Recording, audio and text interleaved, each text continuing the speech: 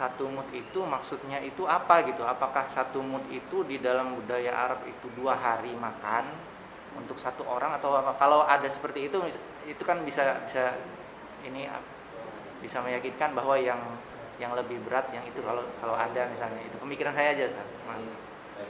Selanjutnya Pak ya. Assalamualaikum warahmatullahi wabarakatuh. Assalamualaikum. Jadi saya mau bertanya Pak Ustaz. Tadi Pak Ustaz menyampaikan kalau sedekah itu atau infak zakat kita berikan kepada saudara kita. Nah, saya ingin tanyakan bagaimana kalau orang tua kita yang beda rumah dengan kita, apakah bisa berhak mendapatkan zakat fitrah kita?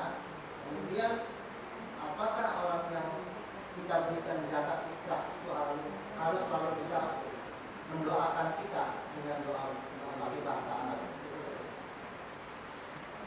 Mengenai takaran satu mud. Satu mud itu adalah cangkupan 2 telapak tangan yang pernah dicontohkan oleh Rasulullah SAW.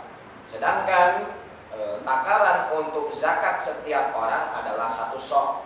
Nah, ada mud tersebut dibuat. Kalau kita pergi ke Museum Madinah, itu ada mud Nabawi yang berada dari zaman sahabat Nabi. Takaran 1 mudnya dan 1 soknya diukur seperti lingkaran.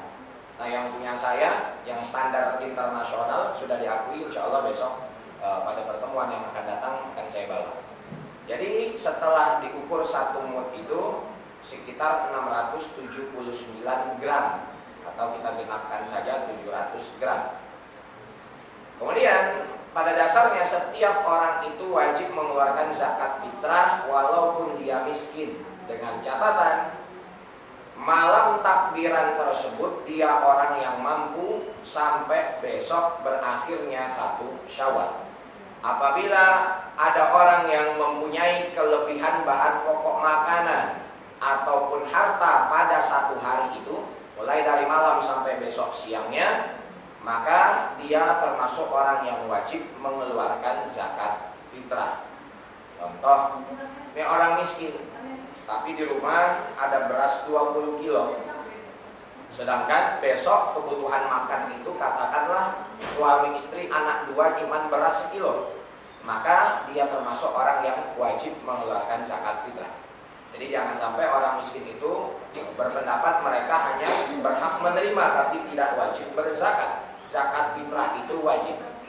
Nah, nanti takarannya siapa yang disebut miskin, siapa yang disebut fakir akan kita jelaskan pada pertemuan yang akan datang.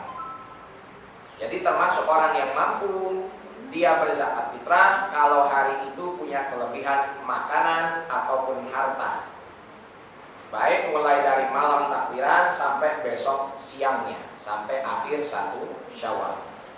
Yang kedua, terkait memberikan zakat kepada orang tua. Pada dasarnya, ketika anak itu sudah dewasa, anak tidak menjadi tanggung jawab nafkah orang tua lagi.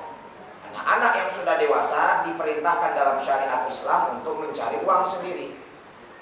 Dan begitu juga anak yang sudah dewasa, yang sudah mencari uang sendiri tersebut, kecuali anaknya sakit-sakitan dan lain sebagainya. Anak yang sudah dewasa, yang mencari uang sendiri, maka itu bukan tanggung jawab orang tua lagi untuk zakat fitrahnya. Katakanlah anak itu umur 15 tahun, dia udah dagang di pasar, maka tidak menjadi tanggung jawab orang tua lagi zakat fitrah. Jika orang tua ingin menzakati anak yang sudah dewasa tadi, maka wajib meminta izin kepada anak. Setidaknya pemberitahuan bahwasanya, nak, zakat fitrah kamu biar bapak yang bayarin. Tetapi kalau langsung dizakati saja tanpa izin, maka zakat fitrah si anak belum tertunaikan, karena dia mempunyai tanggung jawab tersendiri untuk zakat fitrahnya. Berbeda halnya anak yang masih kecil, anak yang belum balik. Lantas kalau kebalikannya orang tua, apakah orang tua boleh dizakati anaknya? 1. Kalau orang tua tersebut susah, maka orang tua itu berada di bawah tanggung jawab nafkah anak. Maka zakat fitrah orang tua, anaklah yang mengeluarkan. Tapi kalau baik dia tinggal sendiri ataupun tinggal berbeda, asalkan orang tuanya dia susah, sudah tidak mampu bekerja, sudah sakit dan lainnya, uzur.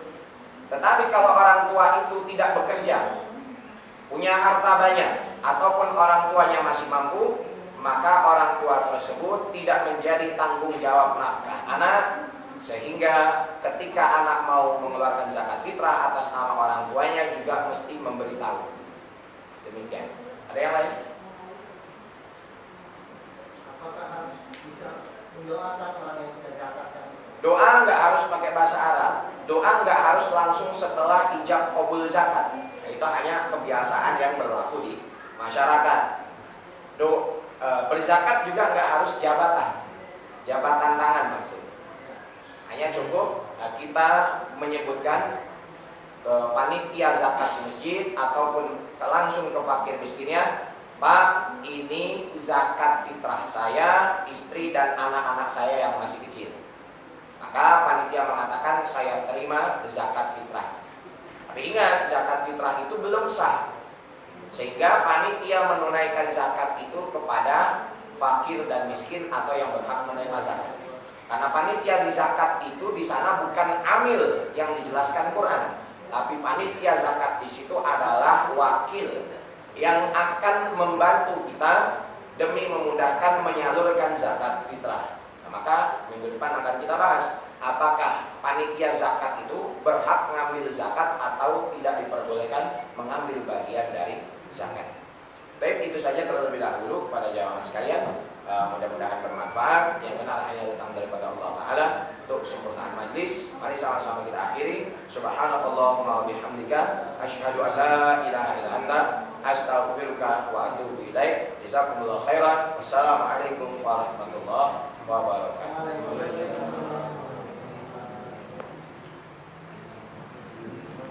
Baik, kayaknya biasanya ya tinggal disakatin lagi aja kalau udah zakat duluan.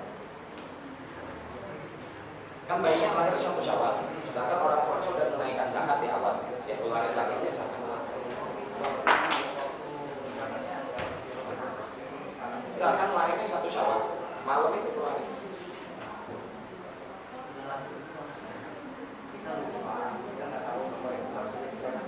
Oh, sekarang baru tahu. Iya, zakatnya ditunaikan sekarang.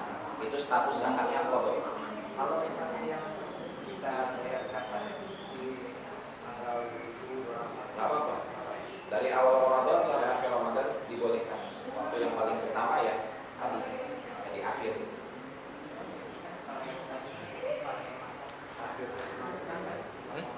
Iya.